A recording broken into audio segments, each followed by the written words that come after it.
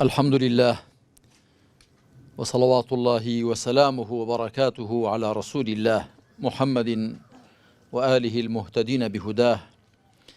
من الصحب والأزواج والقرابة والتابعين لهم بإحسان إلى يوم لقاء الله. هەموو بخير بين براني برزو خوشويستم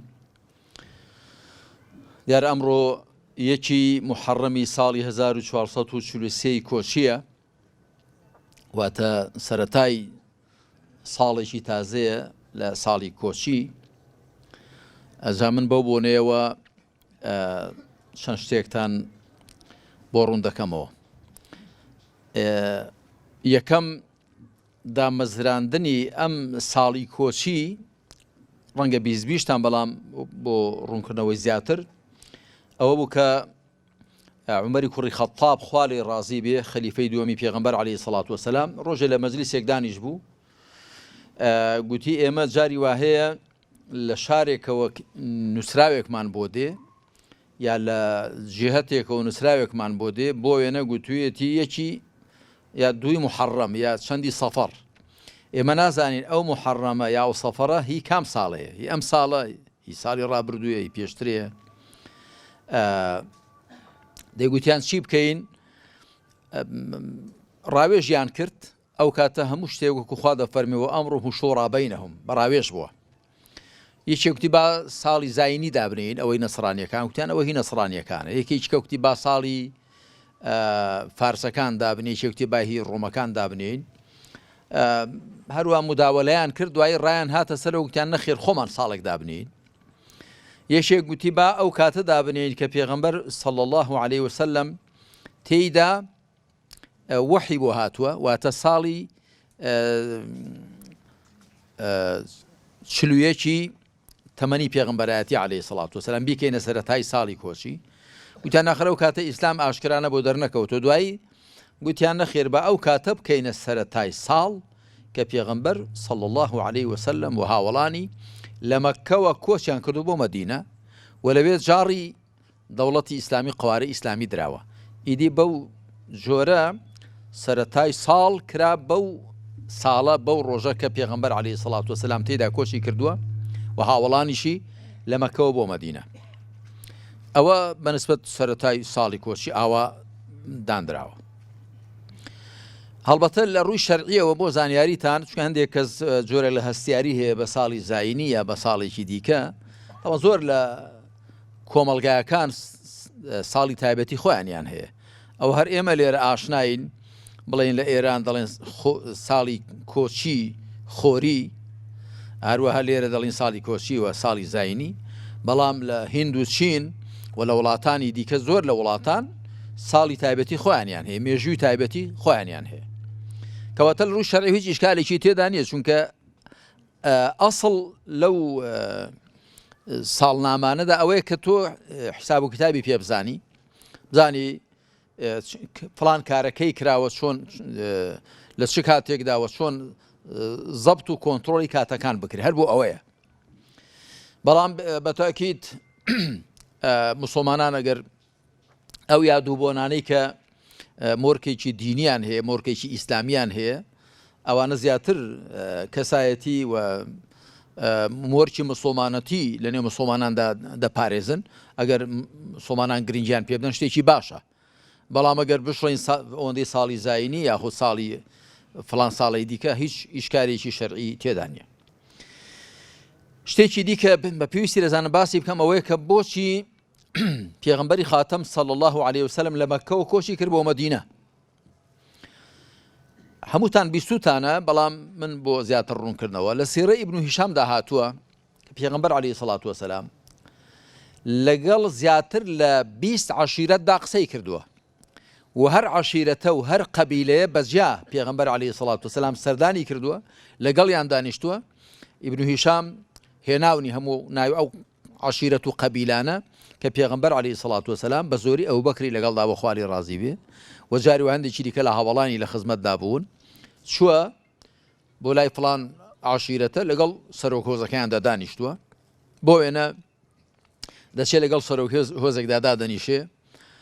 بە زۆری چوە بۆ لای ئەو سەرۆک هۆزانش کە خەڵکیان هەبووە قەومیان هەبوو چەکیان هەبوو دەسەڵاتیان هەبوو بۆ مەطلەبی پێغەمبەر عەلەیهی سەڵات وەسەلام ئەوە بووە شوێنێک هەبێ ئەو پێغەمبەری خوایە عەلەیهی سەڵات وەسەلام هاوڵانی کە سێنراونەوە لە مەککەدا وە خۆیان بگرێ پەنایان بدا داڵدەیان بدا لەوێ پەیامی خوا ڕابگەێنن بۆیە ئەوەی کە خاوەنی هێز و توانان نەبوو بێ پێغەمبەر عەلەیهی سەڵات وەسەلام نەچووە بۆ لای جا دەچێ بۆ لای سەرۆک هۆزێک دیارە دووسێ کەس بەرپرسیان دەبن یەکێکیان دەڵێ تۆ پێم بڵێ داخوا تۆ کێی چیت دەوێت چۆنی تەمەنۆکو ئێستا ئێمە دەزانین محەممەد پێغەمبەری خوا بوو خوان وایە نەزانیوە ئەویش دەڵێ من ناو محەممەدی کوڕی عەبدوڵای کوڕی عەبدولموتەلیبە دەڵێ با پیرت دەناسم دەڵێ ئیشت چیە دەڵێ من پێغەمبەری خوام ئەویش دەڵێ تۆ بزانە چی دەڵێ ینی دەڵێ من خوا بە تایبەت وەحی بۆ ناردووم سروشی بۆ لا ناردووم و من پێغەمبەری خوام و هاتووم بۆ لای ئێوە داواتان لێ دەکەم هاوکاری بکەن پەنام بدەن چونکە هۆزی قوڕەیش ڕێگرن لە بەردەم دینی خوادا و هاوڵەکانم عەزیەت دەدەن ناڕەحەتیان دەکەن ئەگەر ئێوە هاوکاری بکەن و یارمەتیم دەن دێم بۆ لای ئێوە یەکێکیان لی دەپرسێ دەڵێ ئێمە بەلای ڕۆمەوە دەتپارێزین واتە لە ئەو ناوچانەی کە سەر بە ڕۆمەکانن ئێمە تۆ دەپارێزین بەڵام بەلای فارسدا ئێمە تۆمان پێ ناپارێزرێ واتە گەر دەوڵەتی فارس پاشای دەوڵەتی فارس کیسرا جوابمان بۆ بنێرە هەی ئیجراتێکە لەگەڵ بکەین دەیکەین ئەو معناکەی وایە پێغەمبەر عەلەیهی سەڵات وەسەلام دەفەرمێ بە کەڵکی ئەم دینە نایە ئیلا من ئەحاطەه من جەمیعی جەوانیبه مەگەر کەسێک لە هەموو لایەکانەوە ئیسلام بپارێزێگە نا بە کەڵک نایە تۆ دوای سپێنێت تەسلیمی دەوڵەتی فارسم کردەوە بە کەڵک نایە ناگەنە ئەنجام زۆر محاولەی کردوون یەکێک لە ڕەنگە ناخۆشترین محاولەی ئەوە بێ کە دەچێ بۆ لای عەشیرەتێک یەکێکیان دەڵێ تۆ دەڵێ پێغەمبەری خوام دەڵێ بەڵێ دەڵێ زامن یەک کەلیمە لەگەڵ ناڵێم ئەگەر پێغەمبەری خوابی لەوە گەورەتری کێمە قسە لەگەڵ بکەم ئەگەر پێغەمبەری خواش نەبی و درۆزن بی شایستە ئەوەنی قسە لەگەڵ بکەم ناتدوێنم یەکێکی دیکەیان دەڵێ ئەتۆ خۆت پێت وایە پێغەمبەری خوای دەڵێ بەڵێ تەمەن بەتاکیل لێ دەپرسن بەڵگەت چێ دەڵێ بەڵگەمەوەی کە من قورئانم پێدراوە و ئاەتەکانی بۆ دەخوێنێتەوە ئەوە فەرمایشتی خوایە و موعجیزە دەستە وسانکەرە کەس ناتوانێت شتی ئاوا بڵێ ئەوی دیکەیان پێی دەڵێ خوا کەسی دەست نەکەوت بیکاتە پێغەمبەر تۆ نەبێ ینی دیارەوە قسەیشی زۆر ناشایستە بەرامبەر بە پێغەمبەر صلی الله علیه وسلم زۆر دڵی دەشکێت هەموو ئەو محاوەلانەی کە کردوونی کە ئیبن هیشام دەوری 15-20 محاولە باز دەکا هیچیان سەرکەوتوو نەبوون بەڵام پێغەمبەر عەلەیهی سەڵات وەسەلام ناومێد نەبووە هەمووتان بیستوتانە کە چۆ بۆ تائیف لەوێ خراپترین وەڵامی دراوەتەوە و بە شێوەیەکی زۆر ناشیرین دووسێ ڕۆژ لایەن ماوەتەوە بەڵام ئەوە هیچ وەڵامیان نەداوەتەوە دەریشیان کردووە منداڵیشیان تێبەرداون بەربارانیشیان کردووە دەڵێ بیلالی حەبەشەیی لە خزمەتدا بوو بیلال خۆی دەدایە بەر بەردەکان و پێغەمبەر عەلەیهی سەڵات وەسەلام خوێن بە نەعلەکەیدا دایەتە خوار لاق و قاچیان بریندار کردبوو جا لەو کاتەدایە کە جیبریل دێ بۆ لای پێغەمبەر عەلەیهی سەڵات وەسەلام دەفەرمێ ئەوە خوا منی ناردووە دەفەرمێ ئەگەر دەیەوێ با فەرمان بکەم بە فریشتەی چایەکان کە ئەو دوو چایەن لێوێک بێنێتەوە دوو چایە وێک بێنێتەوە لێک نزیک بخاتەوە ئەوان هەموو قڕ بن چونکە تایف لە نێو دوو چای بەرزدایە پێغەمبەر عەلەیهی سەڵات وەسەلام دەفەرمێ نەخێر بەڵکو من دوعا دەکەم خوا ئەوانە بهێڵێ دەبینی ئەگە خۆشیان هیدایەت نەدرێن منداڵەکانیان خوا هیدایەتیان دەدا مەبەستم ئەوەی برایانی خۆشەویست ئەوە بەڕاستی دەرسێکی گەورەی تێدایە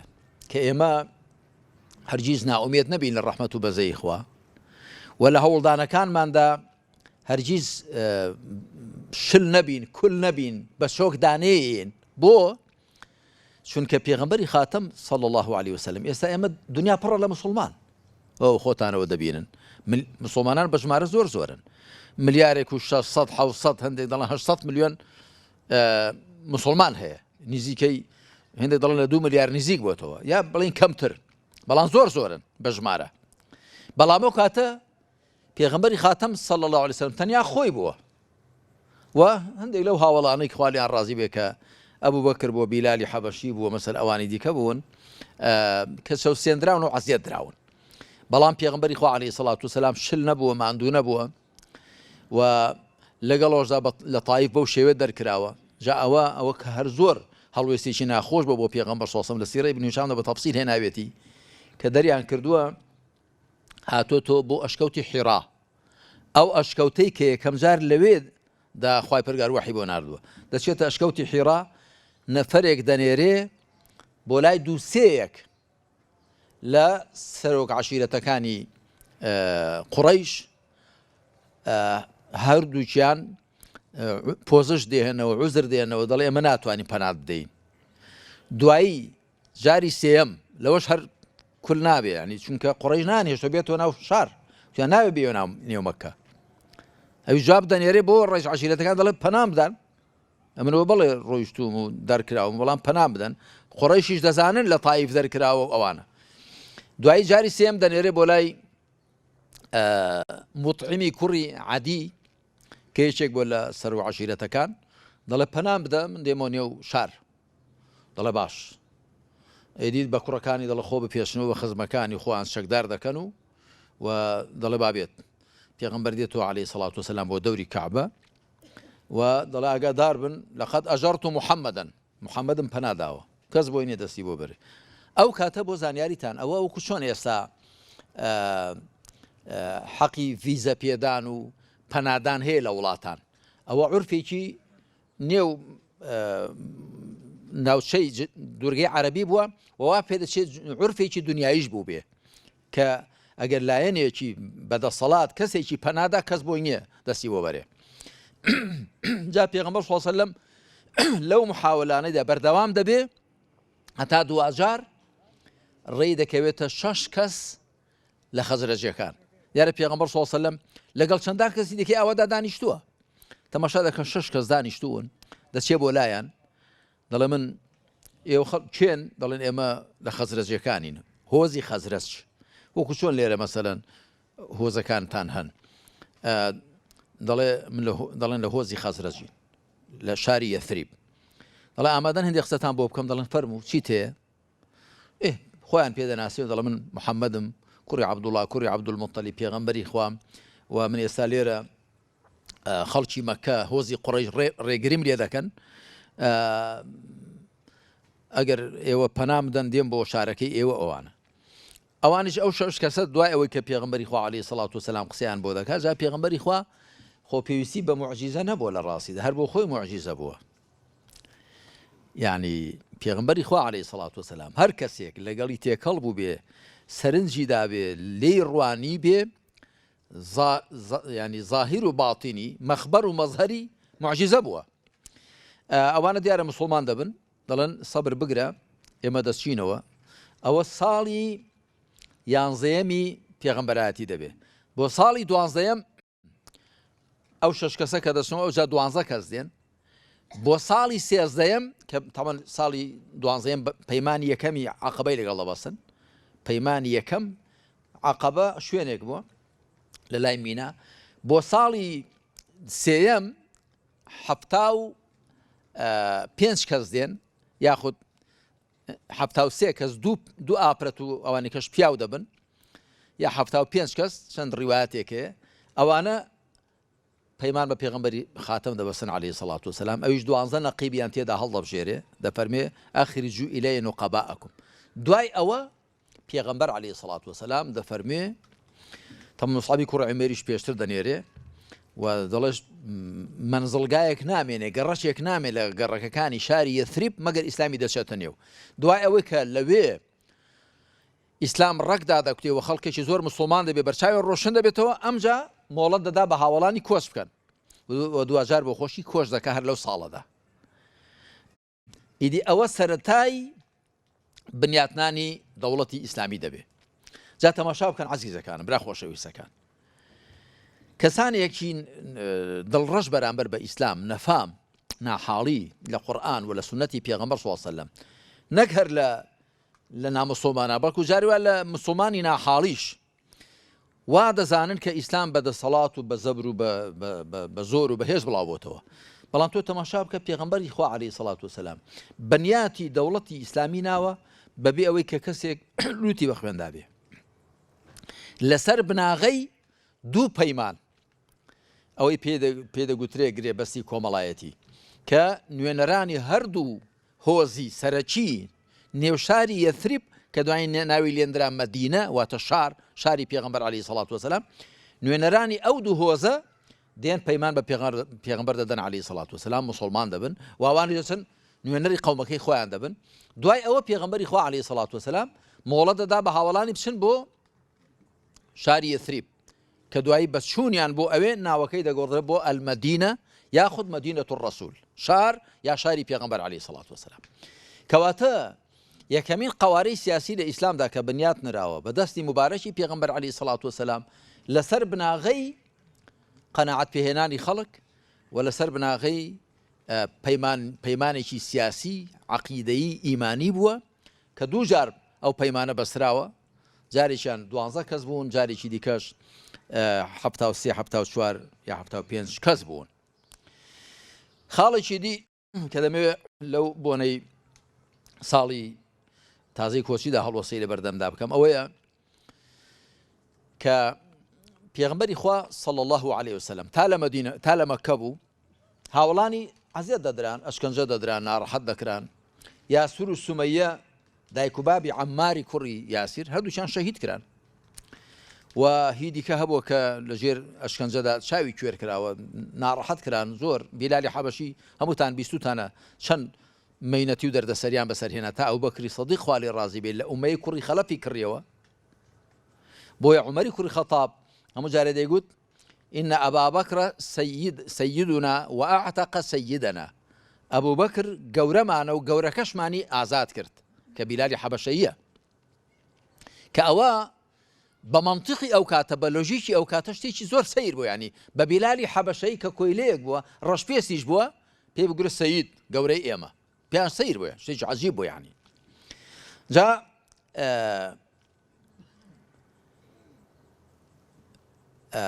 پێغەمبەری خاتەم صلی الله عليه وسلم کە هاوڵانی دەهاتن بۆ خزمەتی دەیانگوت ناڕەحەت دەکرێن، عەزیەت دەدرێن، با دەستەوکەر بکەین، دەست بکەینەوە، دەیفەرموو نەخێر. خوای پروردگار دەفەرمێ ئەلەم تەڕە إلى الذين قيل لهم كفوا أيديكم وأقيموا الصلاة وآتوا الزكاة فلما كتب عليهم القتال إذا فريق منهم يخشون الناس كخشية الله وشد خشية. خوا دەفەرمێ سەرنجی ئەوانە نادەی کە پێیان گوترا دەست جێڕنەوە نوێش بکەن و زەکات بدەن، کاتێک جەنگیان لەسەر پێویستکرا کۆمەڵێکیان لە خەڵک دەترسێن و کوشۆن لەخوا دەترسێن. و تا کۆتایی ئاەتەکە کەواتە لە قۆناغی مەککەدا پێغەمبەر عەلەیهی سەڵات وسەلام دەستی هاوڵانی گرتووە دەستەوکەر نەکەن. بۆ چونکە زانیوتی شەڕێکی بێئەنجامە، کەمینەیەک لەگەڵ زۆرنێکدا بە شەڕ بن شەڕێکی بێئەنجامە. یەک دوو لەبەرەوە کە ئیسلام نەهاتووە خەڵک لە بین بەرێت، ئەوانەی کە ئێستا دەبێت لە مەککەدا لە بینیان بەرێ و شەڕیان لەگەڵ بکە، دوای چەند ساڵێکی دیکە هەر ئەوانە دوای دەبن بە ئاڵا هەڵگری ئیسلام، هەر ئەوانە دەبن بە گەیەنەری پەیامی خوا بە هەموو دنیا. بەڵێ کەمێکیان لێ کوژران لە شەڕی بەدر و ئوحود و ئەوانەدا، بەڵام زۆربەی هەرە زۆریان دوا مسڵمان بوون. جا ئەوەش بۆ ئێمە دەرسێکی گەورەی تێدایە کە پێغەمبەری خوا صلی الله عليه وسلم کاتێک مۆڵەتی دا بە هاوڵانی و خوای پروردگار ئەلبەتە پێغەمبەر هیچی لە خۆ نەکردووە، هیچی لە خۆ نەکردووە، بەڵێ لە هێندێشتی جوزئیدا ئیجتیهادی کردو، بەڵام لە شتە سەرەکیەکاندا هەمووی وەحی بۆ هاتووە. کەنجێک کۆچ بکە وەحی بۆ هاتووە، بۆ کوێ کۆچ بکە وەحی بۆ هاتووە، و پاشان کەی دەست بە جەنگ بکە خوای پروردگار پێڕاگەیاندووە. ئەو ئاەتە مبارەکە کە ئاەتی ژمارە 40 لە سوورەتی حەج لەگەڵ ئاەتەکانی دوایی ئەو کاتە دابەزین کە پێغەمبەر عەلەیهی سەڵات وسەلام بەڕێوە بوو لە مەککەوە بۆ مەدینە هەر بەڕێوە ئەم ئاەتانە دابەزین ئوذینە للذین یقاتلون بأنهم ظلموا وإن الله على نصرهم لقدير مۆڵەت درا بۆ ئەوانی کە شەڕیان پێدەفرۆشرێ و ستەمیان لێ دەکرێ وەخوا لەسەر یارمەتیدان و پشتگرتنیان بەتوانایە ئەم ئاەتە مبارەکە هەر بەڕێوە دابەزی پێشەوەی بگاتە مەدینە کە مۆڵەتە پێشێ مۆڵەت نەبوو ئەمجا مۆڵەتە دوای لە قۆناغێکی دیکەدا لە مۆڵەت چۆ سەرتر خوا فەرمووی وەقاتلوا في سبيل الله الذين يقاتلونكم لە پێناوی خوادا دژی ئەوانە بجەنگن کە لە دشتان دەژەنگن ئەمجا واجب کرا جا ئێمەش ئێستا برایانی مسلمان ئەو شریعەتەی کە خوا بۆ پێغەمبەری خاتەمی دابەزاندووە بەتەکید مولزیم و پابندکەرە بۆ ئێمەش بەڵام کە ئەوە زۆر قەزیێکی وردە هەندێک کەس ئەوانەی بە سەطحی بە سەرچێڵی تەماشای قورئان و سوننەت دەکەن لێی تێناگەن بەڵام ئایا دەبێت ئێمە چۆن پابند بین بە قورئان و سوننەتەوە ئایا ئەو قورئانەی کە خوا لە ماوەی 23 ساڵدا بۆ پێغەمبەری دابەزاند صلی الله عليه وسلم ئێمە دەتوانین هەمووی بە 23 دقە بە خەڵک ڕابگەێنین دەتوانین لە ماوەی 23 ڕۆژدا هەمووی جێبەجێکەین بە تاکید نەخێر ئەم ئاەتە ئەنا ئەو حکمە شەرعیانە هەر کامێکیان کاتێک دابەزیوە کە مسلمانان لە توانیاندا هەبوو جێبەجێکەن کە لە توانایاندا نەبووە جەنگ و جیهاد بکەن خوا فەرموویەتی کوفو ئەیدیەکم دەست بژێڕنەوە نابێ بۆت نییە دەستە و کەر بکەی دەست بژێڕنەوە صبرا آل ياسر فإن موعدكم الجنة وكل صحيح بخاري دهاتوا ياسر السمية وعمار أوانا أشكنجة دادران پیغمبر عليه الصلاة والسلام بلان داتيا بري شن صدري قرز بوا فرمي صبرا آل ياسر فإن موعدكم الجنة صبر بقرن لبهشت فيك دقينوا نشي فرمو لدنيا دا چونك بو ديار خواه فرقار آقاداري كدوتو كياسر السمية شهيد دكرين وعدي چان بيبدا وباشان إسلام نهاتو طول لخلق بستينيتوا الرقي داخی دڵی خۆی بە خەڵک بڕێژێ هاتووە هیدایەتە و بەرەکەتە بۆ خەڵک جا پێغەمبەری خوا عەلەیهی سەڵات وسەلام لە کاتێکدا کە مسڵمانان لە توانایاندا نەبووە خوای پەروەردگار ئەرکێشی نەخستۆتە سەرشانی لە توانایاندا نەبێ بفرمێ دەبێت جێبەجێکەن بەڵام دوای ئەوە کە تۆزێک توانایان هەبووە خوا فەرمێتی مۆڵەتە ئەوانەیان کە لە خۆڕا دەبینن مۆڵەتە بەڵام واجب نییە جارێگە نەیکەن گوناهبار بن و دوای تەماشا دەکەین پێغەمبەر عەلەیهی سەڵات وسەلام دوای کە دەچێت بۆ مەدینەش چۆن دەست پێ دەکا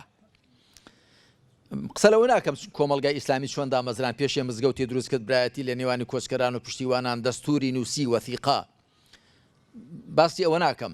و دوای بانگ دانرا بۆ ئاگادارکردن مسڵمانان بۆ نوێش مەبەستم لە جەنگ و جیهادی چۆن دەست پێ کرد پێشێ مەفرەزەی دەنارد 6 مەفرەزەی ناردوون مەفرەزەی 10 کەسی مەفرەزەی 6 کەسی کەمتر زیاتر ڕێ بە کاروانەکانی قوڕەیش بگرن بۆ ئەو قوڕەیشیانەی کە هەموو مڵک و ماڵیان بە مسڵمانە کۆچکەرانە بەجێهێشتووە یەکێک لەوانە سوهەیبی ڕۆمی پیاوێکی ئاسنگەر بوو خەڵکی ڕۆم بۆ سوهەیب ویستی کۆچ بکە پارە و سامانەکەی پێبوو هاتن کافرەکان دەوریان کرد وتیان سوهەیب چەند ساڵە لەنێو ئێمە ئاسنگەری دەکەی سەنعەتکاری دەستوێ پارەکەش بەری خۆ سەنعەتی بۆ خۆی کردووە تیجا دەڵێن چی گوتیان وەڵایی نایاڵین بڕۆی گوتی گوێتان لێ بە خۆتان دەزانم پیاوێکی زۆر تیراندازم زۆرشم شێر وە شوێنیشم وەڵاهی هەتا تیرێکم پێما بێ لێتان دەکوژم دوایش هەتا دەستم شمشێر بگری لێتان دەکوژم ئەوتان داخل دەبێت تەکبیرێ بکەین وتی تەکبیرەکە باشە بابە پارەکەتان دەدەمێ لێم گەڕن با بڕۆم تیان باش پارەکەی بۆ بەجێهێشتن و ئەوانیش ئیزنیاندا بڕۆن پێغەمبەر عەلەیهی سەڵات وسەلام لەوێ جارێ سوهەیب نەچووە دانیش بوو لەگەڵ کۆمەڵێک لە هاوڵان فەرمووی ڕەبیح سوهەیب البەیعە سوهەیب لە سەوداکەیدا قازانجی کرد ئەوە نەیانزانی چییە دوایی کە چوون و سوهەیب گێڕایەوە کە من حاڵێکی وا بە کافرەکان ماڵ و سامانەکان لێ ستاندم و بەسەڵتی هاتووم پێغەمبەر عەلەیهی سەڵات وسەلام فەرمووی قازانجت کردووە ئینسانی ئیماندار کاتێک کە تێدەگیرێ دینی فیدای ژینی بکە یا ژینی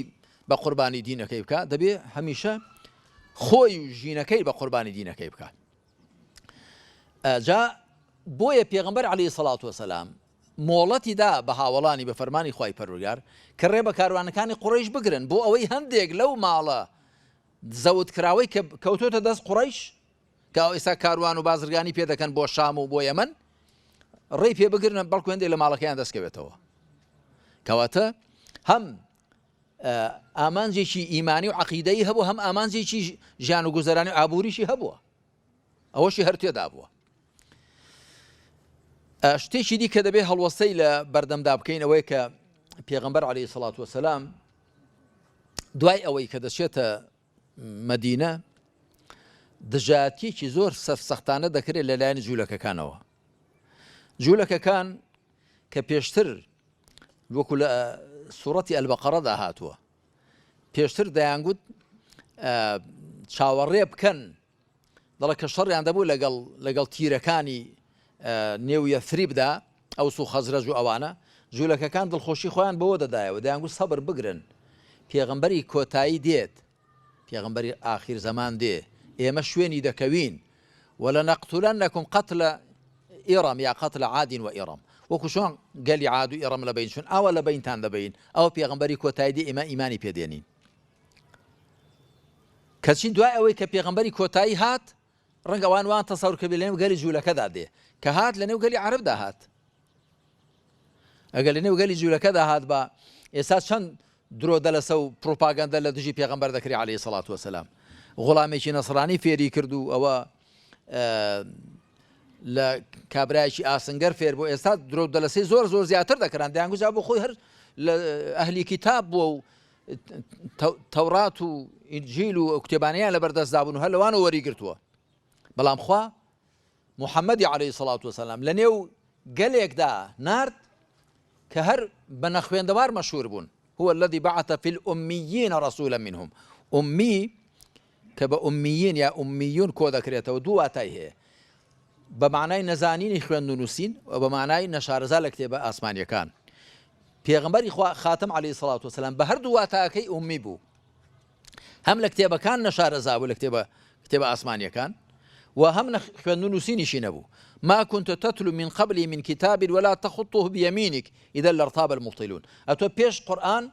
هیچ شتێکت بەدەستی ڕاستە دەنووسیوە و هیچ شتێکیشت نەخوێندوێتەوە ئەگەر وا بووای خوێندن و نووسینت هەبوایە ئەوانەی لەسەر ناحەقن دەکەوتنە دوودڵی و گومانەوە. بەڵام ئێستا هیچ بیانویان نێ بکەونە دوودڵی گومانەوە نەخوێندەوار نەشارەزا هیچت نەخوێندووە نەشارەزای نەخوێندن و نووسینت هەر نییە. تەنانەت سڵحی حودەیبیەدا دوای ئەوەی کە پێغەمبەر عەلەیهی سەڵات وەسەلام سوڵح دەکا و پێک دێن کافرەکان ڕازی نابن بنووسرێ بسم الله الرحمن الرحیم تازە نووسیویشیانە دەڵێن ئێمە ئەڵڵا دەناسین بەڵام الرحمن الرحیم ناناسین ئەویش دەفەرمێن خوا الرحمن الرحیم دەڵێن نەخێر نابێ دەیبنووسی بیسمیک اللهم بە ناوی تۆ ئەی خوایە. عەلی خوا لێ ڕازی بێ نووسەری ئیتیفاقیەکە دەبێ دەڵێ بیکوژێنەوە عەلی خوا لێ ڕازی بێ دەخوا دڵ نایکوژێنمەوە تووڕە دەبێویش ئەویش دەڵێ پێشانمدا بۆ خۆم دەیکوژێنمەوە بە پەنجەی مبارەکی دەیسڕێتەوە. ئەوجا دوای ئەوە کە دەنووسن ئەو سوڵحە محەممەد پێغەمبەری خوا لەگەڵ سوهەیلی کوڕی عەمر نوێنەری قوڕەیش کردیان دیسان سوهەیل دەڵێ ئەگەر زانیمان پێغەمبەری خوای شەڕم لەگەڵ نەدەکردی بنووسە محەممەدی کوڕی عەبدوڵڵاه. ئەویش دەڵێ وەڵی ئێوەش دانم پێدانێن هەر پێغەمبەری خوام دەڵێن ئەمە دان بۆ دانایەن دەبێ بیکوژێنیەوە دیسان ئەوەش دەسڕێتەوە دەڵێ پێشانم دەن. واتە پێغەمبەری خوا عەلەیهی سەڵات وەسەلام نەخوێندەوار بووە بەو واتایە کە خوێندن و نووسینی نەزانیوە. بۆیە مەولەوی شاعیر دەڵێ هەتی و ئەدە و ئومی عەلامە لەمە معجیزتر معجیزە کامە. پێغەمبەر صلی الله علیه و سلم کە لە زگی دایکیدا بابی مردووە دوای بە 6 ساڵی دایکی مردووە بە 8 ساڵی باپیری مردووە هەر دەستا و دەستی کردووە کەچی ئەو ئەدەب و ڕەوشتە بەرزەکە بۆتە مامۆستای مرۆڤایەتی لە ئەدەب و ڕەوشتی جواندا چ لە بواری خێزانی لە بواری تاچی لە بواری کۆمەڵایەتی لە بواری سیاسی لە هەموو بوارەکاندا محەممەد عەلەیهی سەڵات وەسەلام سەرمەشقی مرۆڤایەتیە. ئەمجا ئومی عەلامە نەخوێندەوار و نەشارەزا لە خوێندن و نووسین کەچی عەلامە بێت لەمە معجیزتر معجیزە کامە بە تەئکید هەر بۆ خۆی محەممەد هەر بۆ خۆی معجیزەیە. جا دوای ئەوەی کە پێغەمبەری خاتم لە نێو گەلی عەرەبدا دێ جوولەکە هەر کێشە و مشتومڕیان بۆ لەگەڵ گەلی عەرەبدا وەکو گوتم هەڕەشیان لێ دەکرد دایانگو با پێغەمبەری کۆتایی بێ ئێمە ئیمانی پێدێنین دوایی شەڕتان لەگەڵ دەکەین دوایی کە تەماشایان کرد لە نێو گەلی عەرەبدا هات نەگو بەو شێوەیە کە بۆ خەیاڵیان دەکرد لە نێو گەلی جوولەکەدا بێ بۆیە کەوتنە بربەرەکان و دژایەتی پێغەمبەری خاتەم عەلەیهی سەڵات وەسەلام ئەگەر ینی تەماشای دژایەتی گەلی جوولەکە بکەین بۆ پێغەمبەری ئیسلام و بۆ موسڵمانان ئەو هەموو پیلان و فێڵانەکە کردویانە ینی لە نێو شاری یەثریبدا 3 تیرە هەبوون تێری قەینوقاع بەنو نەظیر بەنو قوڕەیضە پێغەمبەر عەلەیهی سەڵات وەسەلام لەو وەثیقەی مەدینەدا کە سەحیفەیشی و کیتابیشی پێدەگوترێ پەیمانی لەگەڵ بەستن کە جوولەکە دینی خۆیان بەڕێوە دەبن موسڵمان دینی خۆیان واتە دانی بۆ پێداهێنان وەکو کۆنفیدراڵی چکە هەندێک دەڵێن باشە لە ئیسلامدا کوا جوولەکە و موشریک و ئەوانە نەبوونە بەرپرس ئاخر ئەوانە ئیسلام وەکو قەوارەی سیاسی مامەڵی لەگەڵدا کردوون بەنو قەینوقاع و بەنو نەظیر و بەنو قوڕەیضە هەر سێکیان قەوارەی سیاسی بوون سوپایان هەبووە دوای شەڕیان کردووە لەگەڵ ئەهلی ئیسلام پارەیان هەبووە ئابووریان هەبووە هەموو شتێکی بازاڕی خۆیانیان هەبووە هەتا کە بەنو قەینوقاع لەسەرەوە دەرکران دەڵێ ئافرەتێکی مسڵمان دەچێتە بازاڕی بەنی قەینوقاع کە ئیشی سەنعەت و زێڕەنگری و شتیوایان کردووە بۆیە ئەوانە ئیسلام وەکو قەوارەی سیاسی مامەڵی لەگەڵدا کردن چۆن ئێستا دەڵێ فیدرالی کۆنفیدرالی بەو شێوەیە بەڵام ئەوانە پابند نەبوون بە پەیمانەکانیانەوە و لە پشتەوە خەنجەری غەدریان لە ئیسلام و لە موسڵمانان وەشان ئێستاش لەگەڵا بێندێک کۆلکە نووسەر خەڵکی عەلمانی ئێستاش بۆ بەنو قوڕەیزە دەگەریان وەڵا بەنو قوڕێزە دەڵێن 700 کەس بوون دەڵێن 500 کەس بوون دەڵێن 800 کەس بوون پێغەمبەر عەلەیهی سەڵات وەسەلام هەموویانی کوشتووە ئیجاز چییە ئاخر جا چۆن وا دەبێت ئەوە دژی مافی مرۆڤە ئەوە لە ڕاستیدا ئەگە تۆ بێنی ئەو ڕووداوەکو خۆی بخوێنیەوە ئەمجا تێدەگەیکەوە سزا و تۆڵەیەکی زۆر عادیلانە بووە و بە زمانی خۆیان بەسەریاندا چەسپاوە یاسا من مەجال نییە باسکەم کە بەنو قوڕێزە چ قەدرێکی گەورەیان کرد لە بەرامبەر بە ئیسلام موسڵمانان چۆن لە کاتێکی زۆر سەغڵەتیدا کە کافرەکان دەوری مەدینەیان دابوو بە 10,000 کەسەوە موسڵمانان دەوری 3-4,000 کەس بوون ئابڵوقەی شاری مەدینەیان دابوو موسڵمانان هەر بەوە ڕاگەیشت بوون خەندەق لێدەن شەڕی خەندەق کە مەشهورە کەتی لەو کاتە تنگانەیەدا بەنو قوڕەیزە پێغەمبەر عەلەیهی سەڵات وەسەلام بیستی کە پەیمانیان هەڵوەشاندوێتەوە نەفەرێکی ناردنە لا فەرمووی بچن ئەگەر پەیمانیان هەڵوەشاند بووە بە ئاماژە پێم بڵێن ئەگەر هەڵیشیان نەوەشان بۆ بە ئاشکرا پێم بڵ با موسڵمانان معنویاتیان بەرز بێتەوە دەڵێ کە چۆن وتیان شتێکی وامان بیستووە پەیمانمان هەیە پێکەوە و هەر بەلای کەمەوە قەیناکە بەرگری مەکەن بەڵام هەر یارمەتی دوژمنەکانیشمان مەدەن دەڵێ وتیان چێ ناردوونی وتیان محەممەد پێغەمبەری خوا وتیان محەممەد چییە قسەی ناشیرنیشیان پێگوی بە پێغەمبەر صلی الله علیه وسلم دەڵێ سعدی کوڕی معاد و سعدی کوڕ عوبادەی ناربوو هەردوو سەرۆکی ئەوس و خەزرەج دەڵێ خەریب بوو لەگەڵیان مناقەشە بکەن دوایی دەڵێ سعدی کوڕی معاد وتی سعد بە سعدی کوڕ عوبادەی گوت دەڵێ سعدی کوڕ عوبادە پیاوی تۆزێک توندە تەبیعەت بووە وتی کاکە قەزەکەی مەلەوە گەورەترە نێوان بە یەکتر بڵێین لیان گەڕێ با بچینەوە بۆ لای پێغەمبەر صلی الله علیه وسلم چۆنە وتیان ئەی پێغەمبەر عەضڵ والقارە عەضڵ و قارە دوو عەشیرەت بوون کە غەدریان لە هەندێک لە هاوڵانی پێغەمبەر کرد صلی الله علیه وسلم بە غەدر کوشتیانن یان ئەو غەدریان دووبارە کردوتەوانیش ئەنجا دوای ئەوە کە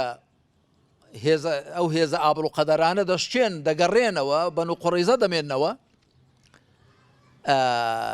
پێغەمبەر صلی الله علیه وسلم دەوریان دەگرێ بە سوپایەکەی ئەوانیش دەڵێن ئێمە ئامادەین دوای ئەوە کە ناومێد دەبن ینی دەزانن شەڕیان بۆ ناکرێ و ماوەیەک شەڕ دەبێتەوان دەڵێن ئامادەین لەسەر بە حەکەمایەتی سعدی کوڕی معاذ سەرۆکی عەشرەتی ئەوس هاوپەیمانی ئەو بوو لە سەردەمی نەفامیدا ئەو چ بڕیارێکمان بوودا ئامادەین پێغەمبەر دەفەرمێ سڵات چن سعدی کوڕی معاذ بێنن سعدی کوڕی معاذ بە سواری گوێ درێژێک دێنن لە صحیح بوخاری داهاتووە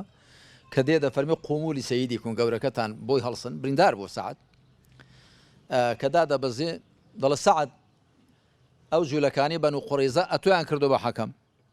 چ بڕیارێک دەدەی هاوپەیمانی تۆ بوون لە سەردەمی جاهیلیدا دەڵێ سعد گوتی یعنی هەر بڕیارێکی بدەم تەواوە گوتیان بەڵێ جوولەکە کاوتیان بەڵێ تۆ وەکیلی ئێمەی دەڵێ ئاماژەی کرد بۆ شوێنەی کە پێغەمبەری لێ بسڵاسم فەرمی هەر بڕیارێک ئەو لایەش دەگرێتەوە لەبەر ئەدەب ینی نەیگوت پێغەمبەر فەرمی بەڵێ وتی بڕیاری ئەوە دەدەم کە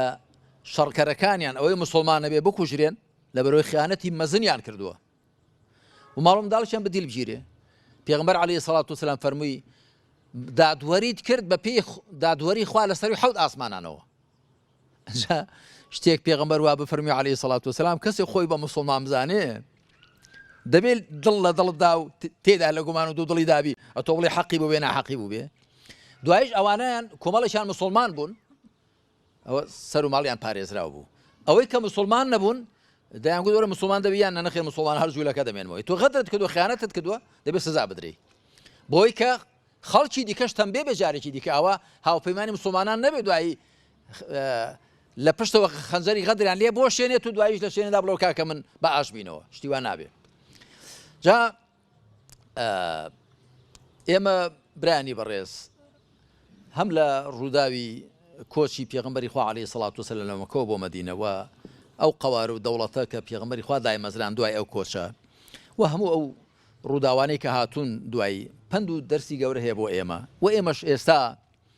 لە هەرێمی کوردستاندا و لە عێراقیشدا و لە دنیاشدا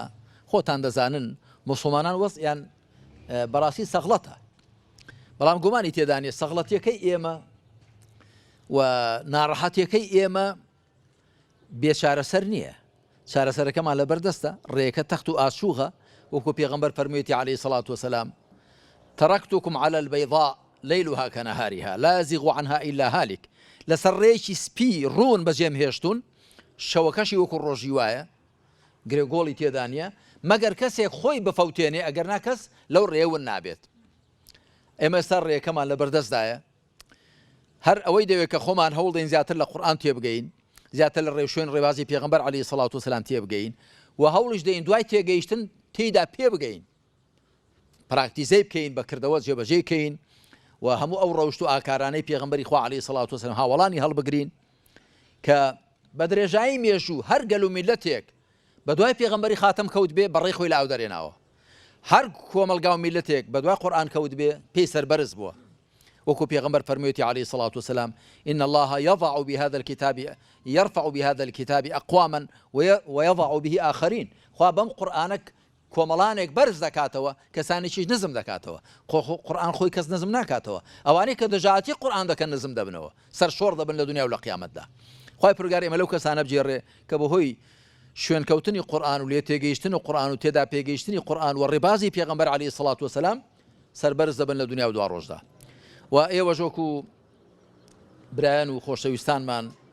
لە سنووری ئەم مەڵبەندە خۆتان دەزانن ئێمە لە ماوەی کە دادێت ئەگەر بڕیار بدرێت چونکە ئێستاش هەر لە ئەگەر و نەگەردایە هەڵبژاردن بکرێ ئومێدەم وایە هەمومان گورج و گۆڵانە هەمومان دڵسۆزانە وەکو ڕابردوو ئینشاڵڵا قۆڵی چالاکی و مەردایەتی لێ هەڵماڵین. حەقیقەت ئیسلام پێویستی بە توانای ئێمەیە ئیسلام پێویستی بە دڵسۆزی ئێمەیە پێویستی بە هەوڵ و ئیمەتی ئێمەیە. خۆ ئیسلام بەبێ مسلمانان و بوونی نییە. ئێستا کە دەگوترێ مەسەلەن فڵاشن ئەوەندە مسلمانەی لێن ئیسلام لەوێ هەیە لە هەر شوێنێک مسلمانی لێ بخۆ ئیسلامی لێ نییە. ئێستا لە ئەندەلوس وەختی خۆی 8% بەدەست مسلمانانەوە بووە ئیسپانیای ئێستا بەس کە مسلمانی لێ نەماون ئێستا ئیسلامیشی لێ نەماوە. یعنی ئیسلام لە ئێمەدا بەرجەستەیە کەواتە بە ئێمەش هەوڵ و هیممەتمان هەبێ بۆ سەرخستنی ئیسلام بۆ بەرزکردنەوەی بەیداغی خوای پەروەردگار و بۆ گەشە پێدانی کار و چالاشی ئیسلامی و بە هەر بە خۆمان ئیکتیفا نەکەین کە چەندین هەر ئەوەندە بین بەڵکو هەر کامێک لە ئێمە هەوڵدا دراوسەیەکەی خزمەکەی نزیکەکەی دۆستەکەی بەرچاوڕوون کاتەوە تێبگەێنێ هۆشیاری کاتەوە لە خەوی بێداری و خەبەری بێنێ و بە لە خەڵک حاڵی کەین کە هەر کەسێک لە دنیادا بە دوای ڕێبازی پێغەمبەر نەکەوێ عەلەیهی سەڵات وسەلام لە خزمەت پێغەمبەری خوادا نەبێ بابەتەمان نەبێ لە قیامەت بە خزمەتی بگا و بە دیداری شاد بێ. واللهی هەر کەسێک لە دنیادا بە خزمەت پێغەمبەر لە خزمەت پێغەمبەردا نەبێ لە خزمەت ڕێبازەکەیدا نەبێ نابێ بە تەمابێ لە قیامەت بچێتە خزمەتی. تۆ لە دنیادا ڕیشی خۆی لەدەست فیرعونێک نابێ لەدەست تاغوت و نەمرودێک نابێ لەدەست کەسێک نابێ کە عیباد و بیلاد بەهی خۆی دەزانێ بەهی بنەماڵەکەی و حیزبەکەی دەزانێ خۆی لە خەڵک کردو بە پەروەردگار و بە پەرستراو لەگەڵ ئەوە دابی لەبەر تۆزە پارێکی حرام بدەداتێ بە تەماش بێ لە قیامەت بچی خزمەت پێغەمبەر صلی الله علیه و سلم ئەوە خەیاڵ پڵاوە بەخوا ئەوەی لە دنیا لە خزمەت پێغەمبەر و ڕێبازەکەی و قورئانەکەیدا نەبێ لە قیامەتی شای بە دیداری پێغەمبەر ناکەوێ عەلەیهی سەڵات وسەلام. خوا لەو کەسانەمان بژێڕێ کە لە دنیادا لە خزمەت پێغەمبەردان لە خزمە کتێبەکەی خوادان لە خزمە ڕێبازی پێغەمبەری خوادان عەلەیهی سەڵات وەسەلام و لەگەڵ مسلماناندا بە ساغ و سافی مامەڵە دەکەن بۆ هەموو لایەک دڵسۆزن و لەو کەسانە مامجێرەکە لە قیامەتیش بەهۆی ئەو دینداریە ڕاست و چاکەی کە لە دنیادا دەیکەن سەربەرز و سەرفراز دەبن. لێردا کۆتایی بە قسەکانم دێنم. خۆشحاڵ بووم بە دیداری هەموو لایەک. وەسەلام عەلەیکم وەڕەحمەتوڵڵاهی وبەڕەکاتوه.